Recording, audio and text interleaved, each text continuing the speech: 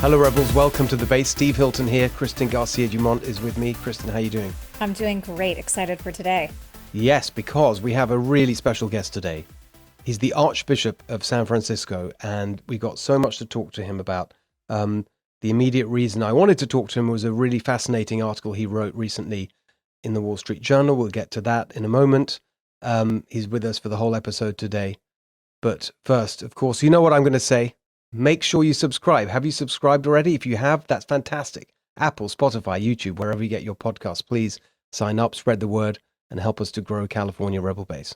Okay, so now let's bring in our special guest for today, Archbishop Salvatore Cordileone from San Francisco, Archbishop of San Francisco. Archbishop, it's wonderful to see you. We met recently and had a wonderful conversation about a whole range of things. Yes. But I was really interested in an article you wrote in the Wall Street Journal, along with your colleague, the Archbishop of Los Angeles, specifically about Junipero Serra. I learned a lot just from reading that relatively short article, and I was just really intrigued to talk to you about it. First of all, I'd love you just to explain to our audience the main argument that you laid out in that Wall Street Journal piece, and then we can go into it a bit more deeply. The main argument is to lay out the true record about Junipero Serra and the mission era here in California, because there is so much revisionist history going on now and so much slandering of a man who made such heroic sacrifices, virtue beyond what it would be imaginable today, to defend the native population against his fellow Spaniards, especially against the Spanish soldiers. So the point was to let's get the record straight. And I like the South Africa, had the truth and reconciliation process. There cannot be reconciliation unless we identify the truth. And there were bad things that happened in the mission era as well, but even worse things that happened after the mission era ended. And this territory went into the Mexican period and then the American period. So we need to get all that sorted out if there's going to be reconciliation. And what was the immediate prompt for you to do this piece? Because I've been living here in California for nearly 10 years now, and obviously Junipero Serra is just a name you see all around. Streets are named after him, and there's a statue, a very well-known statue on the 280 freeway up between along the peninsula south of San Francisco, and you see the name everywhere. Why now? Why did you feel that it was important to put this out there publicly now? First of all, what you said about Junipero Serra is everywhere. It touched me very personally because I grew up a little over 3 miles away from the first mission that he founded in California, down in San Diego. And I was there all the time. It was the last place I lived in the parish house there before I moved north here to the Bay Area. So he was kind of like a neighbor. It's almost taken for granted. But then what really, I think the catalyst for me was the desecrations of the Serra statues around the state, and particularly here in San Francisco. First, the tearing down the statue in Golden Gate Park, which just made my stomach turn. It made me nauseated to see what, and then all kind of the joy and the glee of when that happened. And then they desecrated a Serra statue on our parish property, the Mission San Rafael. So this, I think, it was kind of a catalyst for me. And then this ongoing disparaging and so many lies being told about him, I felt something more serious has to be done to get the record straight. And Gavin Newsom signed legislation banning the statue from returning to Sacramento. And instead, it needs to be some sort of Native American statue. So my question for you, Archbishop, is, there seems to be a broad view of, look, it's offensive to people who are important in California. They don't want the statue. So let's listen to them. They should get to decide, they being the Native American population, what statue means something to them. And so let's, be inclusive and let them have their statue. What are your thoughts on that? I'm all for being inclusive. That's why we're advocating for having both statues at the state capitol. Nothing could be more appropriate. Nothing would make Father Serra happier. When we think about, again, the sacrifices that he made, it's this twisted, rewritten history. If they're really concerned about, so yes, there was a lot of death in the mission era, mainly because of diseases, right? Europeans brought diseases that the indigenous population did not have immunity to. there was abuse of the natives, and their corporal punishment was a standard practice, and the missionaries did practice that. We would not do that today. But even Father Serra, when missionaries that he thought were going too far, he would have sent back to Spain. And so most of the abuse came at the hands of the Spanish soldiers. And I've made this point often, and it's worth making again, because we can try to rewrite what's on the page, but you can't rewrite buildings. We have a physical testimony to what the Franciscan missionaries did to protect the Indian population. And again, being from San Diego, I know this part of the history. When they first landed in San Diego, they established everything on a bluff overlooking the bay. The mission church and friary, the school, and the soldiers' barracks, the Presidio. A few years later, there was an Indian uprising because of the abuses of the Spanish soldiers, especially against the Indian women. And in fact, one of the Franciscans was shot and killed with an arrow, and Serra pleaded for mercy on the perpetrator of the crime. They figured out then that they had to get the Indians away from the soldiers. So they moved the mission inland. And if people are familiar with San Diego geography, Presidio Park, where the Presidio is still on that bluff. Mm-hmm. The mission is about 3, 4, 5 miles inland in what they now call Mission Valley. There were 3 other military centers established with missions, where there was a Presidio in Santa Barbara, Monterey, and here in San Francisco. In every one of those places, you can see the Presidio is miles away from the church and the school and the friary. So it's a living testimony that you cannot rewrite to show the concern that Franciscan missionaries had to protect the Indians. Kristen, you've got a personal connection to this. Just talk about that a little bit and how it, I mean, has this issue arisen for you, yes, for your family and your community? Just talk about that. Yes. So my boys go to Serra High in San Mateo, Archbishop. So great. Yeah, it's a fantastic school. And last year when the statue was torn down, I think it was the summer of 2020, obviously then there was a small group of people, I'm not even sure they were Serra affiliated, who wanted, Serra renamed. They wanted every statue, sort of everything erased. Can I just, what's the full name of the school? Junipero Serra High School. Junipero Serra High School. Yeah. Right. So we got sort of pulled into the controversy because everybody wanted to eliminate every single, any sort of namesake needed to be destroyed. Every statue needed to be destroyed. And just, such a beautiful testament to the boys at Serra and the education they're receiving. They were so defensive and protective of their namesake, right? And of Junipero Serra. And I think it really forced the boys to dig in. They didn't know anything about Junipero Serra, like being honest, right? I don't think most of these teenagers did. They didn't care. But once their school was under attack and the name was under attack, it was beautiful to see not just the community rally, but the kids really dive in and learn about his history. And I learned more from them about Junipero Serra last summer than I'd ever known, including, that he was the first Hispanic saint, right? I didn't know that. And just his track record of defending the Native American population in the face of really just incredible cruelty. It empowered them to feel really defensive of somebody who was a truly honorable human being. So I actually think the controversy had a positive, right, corollary, really, where these kids would have never known anything about this guy unless their institution was under attack. That's a great sign of the integrity of the school and of those young men. They make me very proud. Serra has also rightly been called, because of precisely his pleading for mercy for the Indian who murdered his brother Franciscan, as the first Californian to speak out against capital punishment. Really interesting. That's literally true. Yeah. Yes. So I'm very proud of those young men to really dig into the history and to defend Serra. He's blamed for genocide and enslavement, but this happened in the American period after California entered into the United States, and the first governors of California were perpetrating, and the legislature were perpetrating a literal genocide. The first governor said it's a race that needs to be eliminated. That's so interesting. Could you just go out and kill Indians? Lay out the timeline for us a little bit so that we've got that clear. Yes. About these different eras. They started here in what we now call Alta California in 1769 when they established the San Diego mission, and eventually established the chain of 21 missions along the coast. Then the mission era fell apart in 1834 when the Mexican government seized the territory. And the plan of the mission of the Franciscan missionaries was to educate the Indians, teach them how to, grow crops and domesticate animals and all the kind of intellectual formation, and evangelize them. They went there for the sake of the gospel and to introduce them to Jesus Christ. So introduce the Catholic faith to them and make them co-equal Spanish citizens with the Spaniards who came.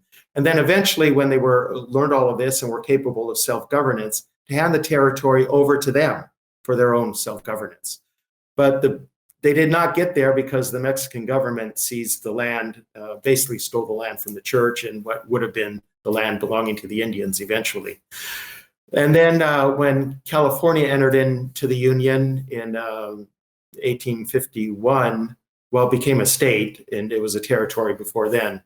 That's when, so the gold rush was in 1849, right? So you have these soldiers of fortune, young men looking to get rich, mining gold and panning for gold, and most of them didn't. So they went back to the way of life they're familiar with, which was farming, but they didn't go back home. They stayed here. So to get land, they just stole it from the Indians. They would kill the Indians and then seize the land. There was a bounty on the head of an Indian. You could get $15 for an Indian's head. And then the state also funded these militia to go out and kill the Indians. That this happened, this is disgraceful, but people aren't aware of this, what the Americans perpetrated on the Indians. One of those governors was Leland Stanford, that the university bears his name, right? Well, the name of his son. And interesting. Stanford University formed a committee to study this. And they removed the name of Serra from the campus. Wherever the name appeared, they removed the name. Wow. Yet it bears the name of one of the governors who was complicit in this genocide. That's everything about that. It's so interesting. And I thought I was pretty well informed about the history there. I love California and been reading about it and want to know more. And that history you've laid out, I want to get to the Stanford point in a second. That's absolutely fascinating. But that point there, that the goal of the mission effort was to was self-government for the Native Americans, for Native Californians. That's so interesting. Yes. I'd never heard that before. The missionaries did attain it in parts of Latin America, South America especially. The Jesuit missionaries in South America, they had developed the Republic of Paraguay. Mm-hmm. And they had a thriving, it was the vision was a new Christian civilization. So they had paved roads, symphony orchestras. They were moving toward a kind of democratic self-governance before the order was suppressed and it all fell apart. So this was kind of the vision that the Spanish had in coming to the New World. It was spreading Christendom, expanding a Christian civilization. Can you just talk about the Mexican phase there? What happened? I don't want to sort of now turn you into a history teacher, but you obviously know the history, and it's so interesting. Well, I'm not an expert in history, but I've learned things as I've gone. So that's sort of, if you could look, the interregnum between the 1843 I wrote down, and then the accession to the US. 1834. So 1834. What they identify as the end of the mission era. Yes. Well, the Mexican government was very a secular government, mm-hmm. right? So it was anti-clerical, is turned against the church. So it seized the land and gave it to the Californios, they called them, the Europeans who are descended from Europeans who were living here, and they were granted these land estates. And then the Americans came in. Yes. And they were the ones that perpetrated the genocide. Yes. This is so interesting because, funnily enough, it does connect. I'm so pleased that you wrote this piece and we're having this conversation, because just personally for me, one of the things that I feel most shocked by, as I've lived in America and learned more about America's history, is the treatment of Native Americans. And I love America. I absolutely, I've just become a citizen. I love the Constitution. I'm sort of more pro-American than almost anyone you'll find. However, when you think about the the treatment of the Native Americans across the continent, and that I have, and I thought about this a lot actually in the context of all the conversation around Black Lives Matter and so on, and without sort of getting into comparative injustice and so on. I just think that the way that the Native Americans were treated is just vastly under discussed. It's kind of Yes. shocking to me. It's really shocking actually when you think about some of the things that went on. And actually, this is a great example of it, because and Yes. they've got exactly the wrong target. So they're going on about Serra, where actually it should be the the Americans much later. Yes. It's such a great point you're bringing to the fore here. It's a tragic irony in this country. I'm likewise with you. I've always been very patriotic. I was in high school in the early 70s.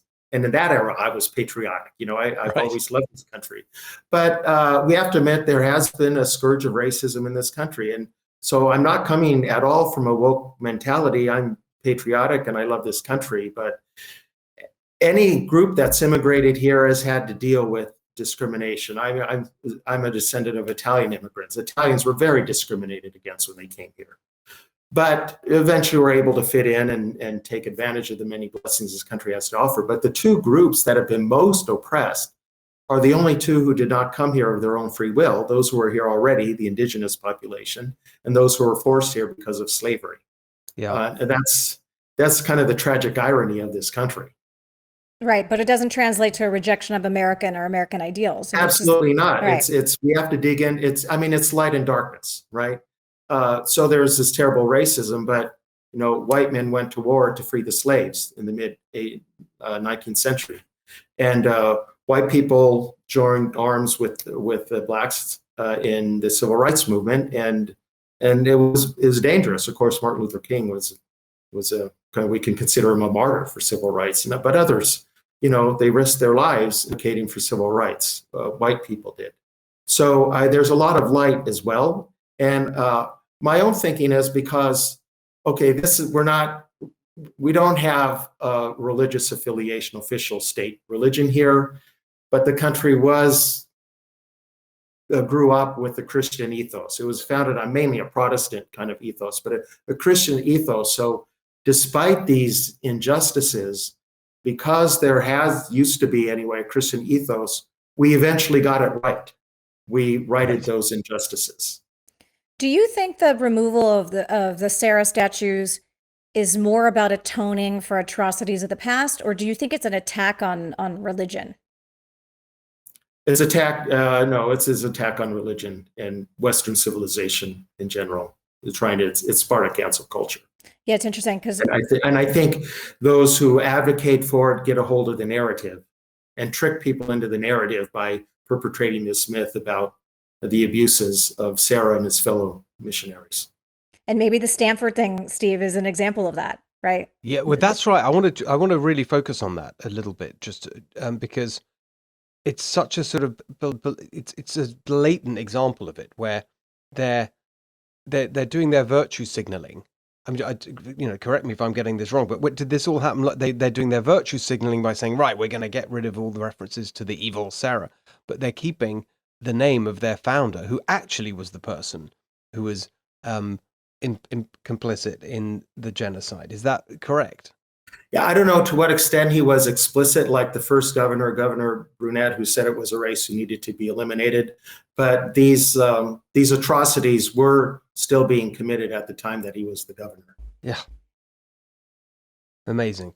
Can I ask you how it felt? I mean, it's interesting to me that when I saw the piece just in the Wall Street Journal from you and your fellow Archbishop, I just thought that's interesting. First of all, it is interesting in its own right, but I thought it was interesting that you had chosen to kind of put your head above the parapet, as it were, and wade into this, into the world of cancel culture and woke politics and so on. How did that feel? Did that feel like a big risk? Have you done it before? I just love to know your sense of how political you feel comfortable being.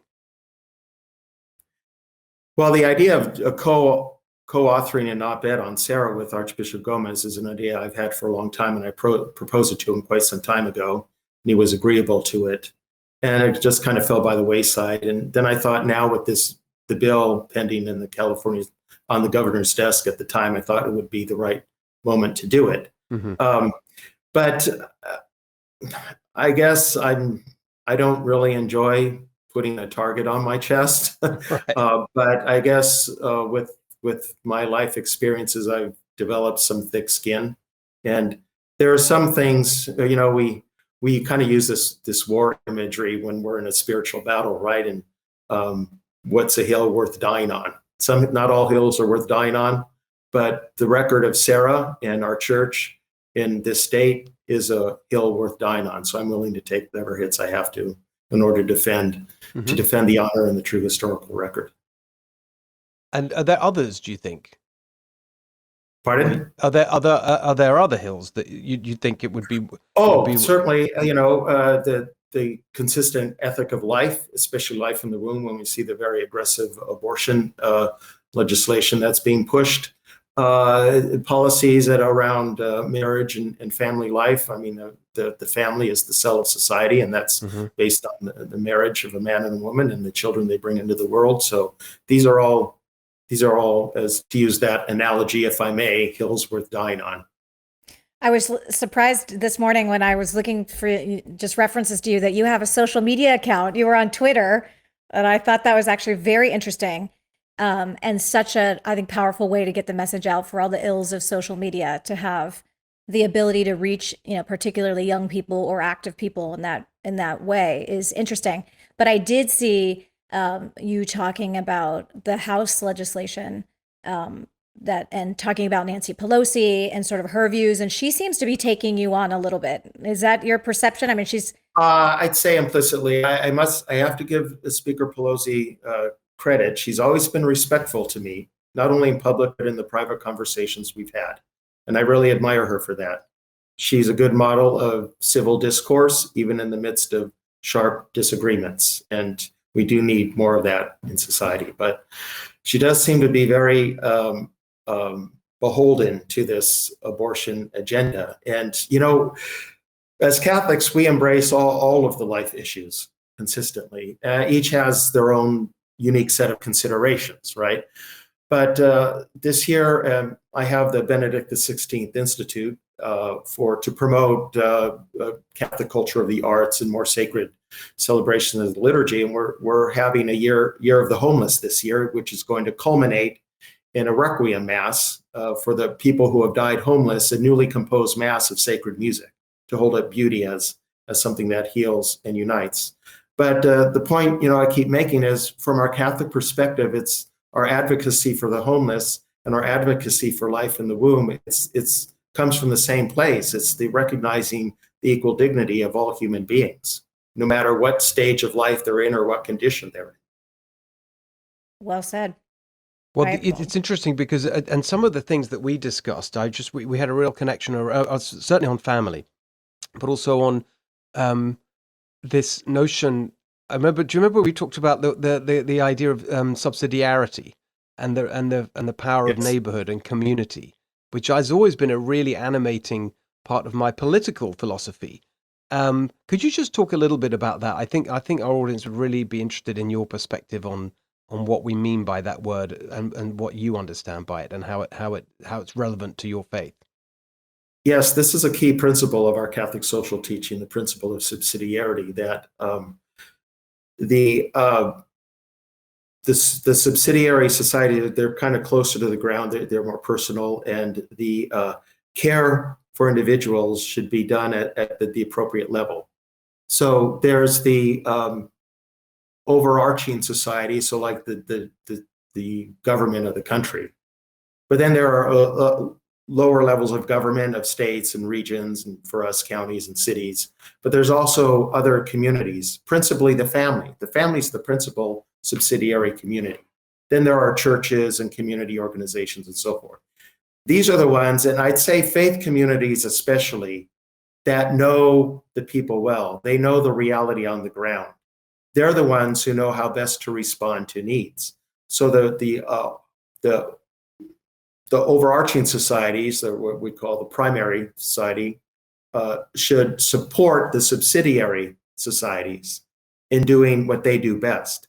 When they're not able to, then the higher ranking society needs to step in. So government bailouts and these kinds of things. But always work through the subsidiary societies, because they're the ones who know the reality on the ground. You see, that's so, I absolutely love that, and I'm going to now sort of put it in my political terms. You don't have to follow me down that path, but the way I would, and that is what I've always argued for, which is that political power and budgets to control things and deliver services should be decentralized to the lowest possible level. That's why I've always been so in favor of, what we now call school choice, putting the money and the power in the hands of the parents to choose which school that they send their children to and to have control over that. But I also apply that to social services, whether that's family services, healthcare services, and so on. And then to get really political about it, that's why I have this huge objection to what's being debated right now in Congress, this giant social welfare bill that the Democrats want to push through. I'm not, okay, we can quibble about individual parts of it, but my overall objection is that the idea that these intimate things, family services, healthcare, childcare, so on, should be run from Washington, D.C. for a country of whatever, heading to 400 million people is, to me, completely contradicts that principle of subsidiarity. It's not just wrong, it'll end up being ineffective, because who knows better than the local institutions how to look after people at the local level? So that's my political take on what you've just laid out. And my kind of more spiritual pastoral take is that it takes more than money to solve these problems. Right. It takes love. It takes community. So I just had an article published in our local archdiocesan magazine about a dear priest friend, and he was a mentor of mine when I was in seminary. He passed away recently from San Diego, who was, the bishop had asked him to start doing something serious precisely to help the homeless. And I remember when he was envisioning the first project, this big building with different floors to host different kinds of programs for different kinds of needs. But he said it has to be a safe place, so like an indoor playground for the kids, and it has to be beautiful, because if we're going to get people out of poverty, out of homelessness, they need to know that they have a dignity. Yeah. And they have to have that dignity respected, so then they can respect themselves. So it takes more than money. It takes affirming human dignity and calling people to live according to that dignity. Affirm it, but then call them to live according to it and give them the help they need to get there. It's not just a matter of throwing money at the problem. Can I ask about COVID lockdowns for a second? Because I was so surprised last year when the state closed churches, and Steve's heard me rally before that we kept strip clubs open, but churches were closed, which was just unbelievably stunning. But to this subsidiarity point, one of the things that was so troubling was that you couldn't help your fellow neighbor, because you couldn't gather in the places that we were used to gathering to figure out who needed what and who needed help. And everybody got so disconnected. And so, my question is, you obviously have access, I'm sure, to the governor and to Nancy Pelosi. But, I think Catholics and a lot of people perceived that as an attack on religion. What was your view, and were you able to have discussions with the politicians, and make some, arguments there that this was, unacceptable, untoward, absolutely unheard of, and, did they listen? I was dealing more with the local politicians here in San Francisco. California also was way too aggressive in the lockdowns, but I didn't have, with the California bishops, we have 12 dioceses, so bishops runs as a territory that the bishop runs. So we were in conversation regularly and kind of strategizing on the state level. But the most severe of all was here locally in San Francisco. And I did have conversations, but they didn't go anywhere. They listened politely. And same thing in conversation we had at the state level, listened politely, but they didn't go anywhere. And they wouldn't answer my questions. Why were they allowing? I mean, they had their theoretical answers. Stores can operate, but not churches. And they would say, you go into a store, you make your purchase, and you leave. You're not there over a prolonged period of time. Well, maybe in a drugstore, but department stores were open. People could go shopping for shoes and clothes, spend 2-3 hours inside of a Nordstrom. And the thing with faith communities, our styles of worship are so different. So we can keep our services to an hour if we have to, and we can. And people are stationary, right? so we can ensure the social distancing, all the other safety protocols are followed. We have a list of safety protocols. Catholic churches are following them throughout the United States. They've been scientifically proven to be effective to prevent outbreaks of COVID. But I got no answer to that question. Here in San Francisco, they asked faith communities, this was in May of 2020 when we thought we might be reopening, to submit our safety plan. We submitted ours, and I got positive comments from city officials. Stores submitted their safety plans. Stores got theirs approved and were able to go into operation. We never heard back about ours. So it was a severe violation of the principle of separation of church and state. The principle is that the state government deals with secular matters and religion with spiritual, religious matters. So the state can't tell us whether or not religion is essential. They certainly can't say that it isn't, but really they can't even say that it is. That's up to us as religious leaders. I said all along, the state has the authority to tell us what we have to do to keep our people safe when we worship, but it can't be so severe as to effectively ban public worship. So I kept giving this example of when we build a church building, right? We build it according to code, and the city will send an inspector to make sure we have lighted exit signs, panic bars on the doors, and everything else. But the state doesn't tell us how to arrange the liturgical space, right? Where to put the altar, where to put the pulpit, and how to arrange the pews. That's a religious matter. The state doesn't tell us that. So the state, I would acknowledge the state has some authority to make sure that our people are safe when they worship, but they cannot ban us from worshiping. Such a good way of making that argument, and it's very frustrating. I mean, just before I've got a deeper question, but just as a practical question before that, is that when you said that the separation of church and state, and you put that so well, is that codified somewhere? Is that just a kind of convention that has been adhered to up till now? Where would you find that established? Well, as I think everyone knows, the phrase is not in the Constitution. It was then established the law by a Supreme Court decision in, I believe it was 1948. But I think everyone knows it was Thomas Jefferson who came up with the phrase in his letter to the Danbury Baptist Convention, who were worried about the state intruding into their affairs. And he said, no, there's this wall of separation, so they're free to exercise their religion without interference from the state. So that's where the phrase came from. But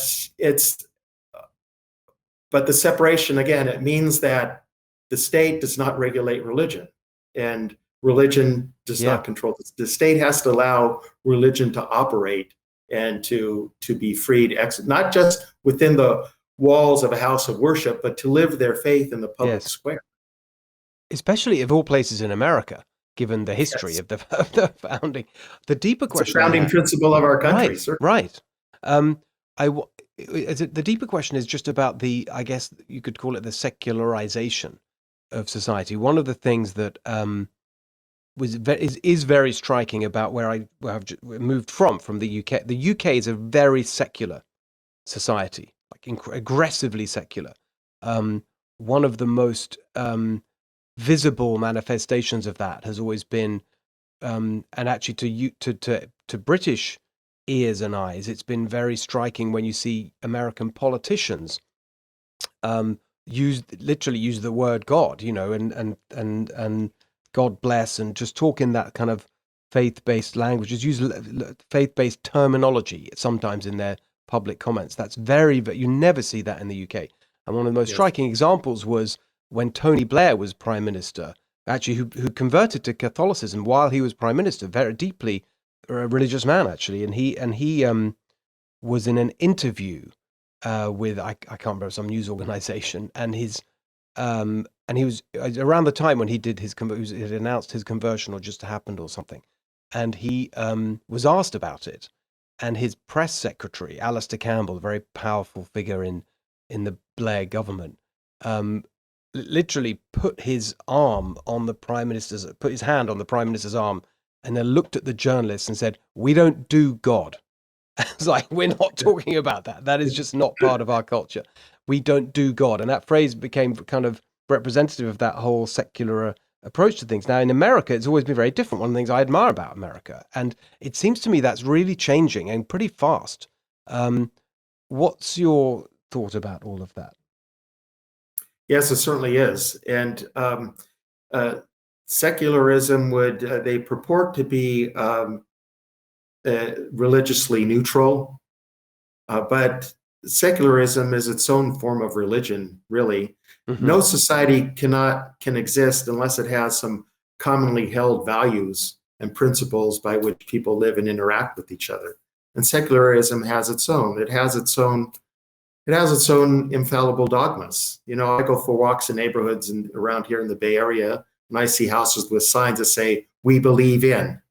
It's their profession of faith. You know, science is science, or no, science is real. Love is love. You know, Black Lives Matter. They have and then there are also signs that say we stand against. So they also condemn heresies, right? They have their index of forbidden books. You know, I was once tried to find, Ryan Anderson wrote the book about the transgenderism issue when Harry became Sally. And, you know, I found out Amazon took it down. It had the book that was written as a rebuttal to it, Let Harry Become Sally, but didn't have the book that the one was rebutting, right? So like they have their index of forbidden books, and they, you know, they have their rituals, they have their sacraments, and I really think abortion is their primary sacrament, which is why they defend it to the hilt. So secularism is kind of a form of religion, because if you take religion out, there's a vacuum. Someone has to, or something has to step in to fill the vacuum. What are going to be our commonly agreed values? And that's the struggle we're having right now in the United States. Is it this? I mean, the United States started out as really a Protestant country, not with an official creed, but that was kind of the default position. People accept those values. Then Catholics came, Jews came. And we Catholics had a hard time for a while figuring out how to fit into the United States, but we did. And then we have kind of this common Judeo-Christian ethos, right? There's a lot that we have in common, and with God at the center.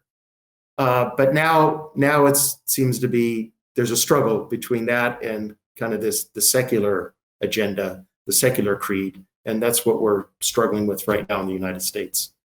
And so much of it is in colleges. So when I was little, when we talked about being Catholic all the time, and you just it was in your language, and it was just not a thing to be ashamed of. And it wasn't until I went to Berkeley, and at Berkeley, oh my God, I was such a freak. Catholics are so weird. You guys believe in mysticism and magic and all this weird stuff like the Immaculate Conception. And immediately in my very first feminist studies class was that it's a totally sexist religion, right? Start original sin. They blame everything, right, on Eve. It's so terrible. And so once I stopped taking these feminism classes, it didn't matter. It was sort of like it permeated the entire institution that religion was actually something that was embarrassing. It was something that, you know, oppressed other people. It was sexist. It was all these ists and negative things. And you find yourself over time, you know, getting very quiet about your religion because it seems like not something you discuss in polite company. And only now that I'm older and with kids, do I start to feel righteous again about I'm not talking about it all the time with my kids and with my community members, then they are going to worship the wrong things. They're going to worship, you know, technology or who has the biggest house or money or so on. And so, you know, I don't know how you're even possibly taking all these issues on, but how do you make sure that you're still in the ears and eyes of young people and making it okay to talk about religion when everything else is saying no? How do you guys make sure that people don't forget their faith?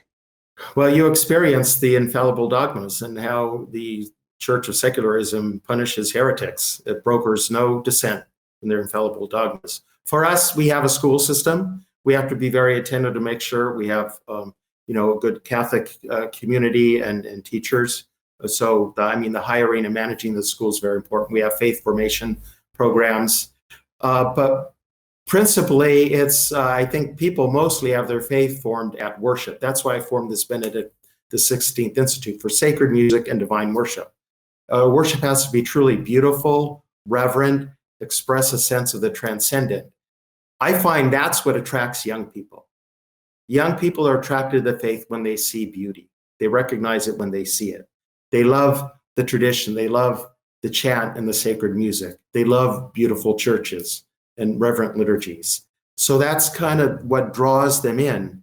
And then it begins to open up the mind to the truth. So we have the three transcendentals, right? Truth, beauty, and goodness.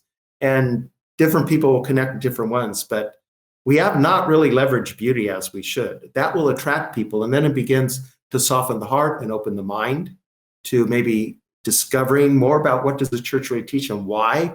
What is this age-old ancient wisdom that's been preserved and developed? I talked about Catholic social teaching. That was a relatively new thing, but it's not something that was invented whole cloth. It's principles that are deep within our tradition and then are applied to the kind of economic situation of the last 150 years. So I find that that's one thing to attract the young people, and then goodness, the witness of goodness. All the Catholic Church is the largest private provider of social services in the country. So when people can see the goodness, that's the importance of defending what we started out talking about, Father Serra. There you see goodness of the heroic sacrifices he made to defend the indigenous people. I mean, the famous story that he had a sore leg, gave him a lot of pain, but the headquarters was in Carmel. He walked all the way to Mexico City to meet with the viceroy to get special faculty. He presented a Bill of Rights for the indigenous people and get special faculties for governance of the Indians, because to get them away from the soldiers who were abusing them. So that's the witness of goodness. So using those three transcendentals, truth, beauty, and goodness, but I think especially nowadays, it's the beauty. There's so much sort of ugliness in the world, right? The beauty will attract, and then it begins to open the mind and soften the heart. Well, that's just fantastic to hear you speak about all that. So interesting. I mean, we started off talking about Sarah. We brought it back to him in the end, but there was such a fascinating conversation. Really, really has made me think a lot. I hope we can pick it up and talk about these things at another time as well, because it's so important, and it underpins all the other things we talk about. We talk often on this show about politics and the daily battles, but I think this is so, this is the foundation, all the things we just talked about. Archbishop, thank you so much. That was absolutely wonderful. Great to see you. Yeah, Thank you. I feel so inspired. Thank you. Thank you both. Well, Kristen, that was a wonderful conversation. Really enjoyed that. That was fantastic. That was so inspiring and fascinating. I'm really, really glad we got to get him. Exactly. It was great.